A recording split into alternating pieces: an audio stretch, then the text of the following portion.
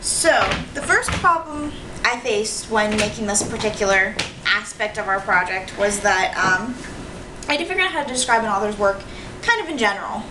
Because I had never really thought about that before, and I read for fun mostly, so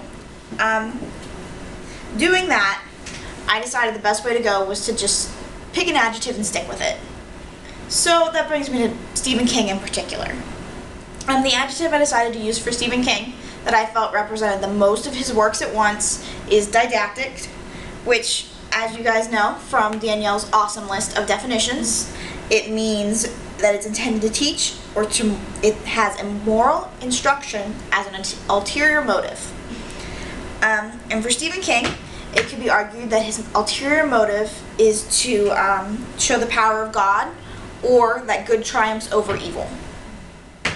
And he does this in a lot of his works. A few of them are The Stand, Desperation, and Salem's Lot, which are the examples I'm going to talk about.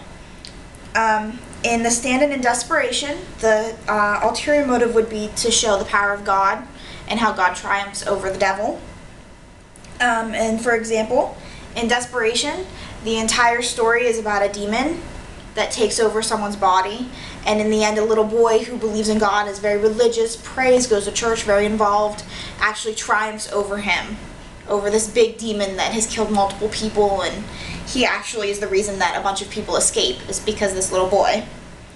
And in The Stand, which I've talked about before, is the post-apocalyptic world, and the two groups of people that are left split off into people who represent God and people who represent the devil. And ultimately, the God's community wins out over the devilish community by pretty much blowing them up. But they still win. I mean, I feel like it still counts because they still win. And then one of good versus evil, to get off the little God subject, would be Salem's Lot, which is about a small town that is overrun by vampires. And there's also kind of a God element in that one because one of the main characters is a Catholic priest who is fighting the vampires, but it's kind of an afterthought. It's not really the main focus of that work. And in that novel, the main characters prevail over the vampires sometime later in an epilogue by pretty much burning them all to the ground. And during the main chunk of the novel, they also prevail because they end up killing the leader of the vampires and all that jazz. And so that's basically why I feel that didactic is most appropriate for Stephen King's overall work as opposed to a specific one. And of course there's many other adjectives I could have used. He has a very natural style and whatnot, but I felt that didactic was most overall appropriate.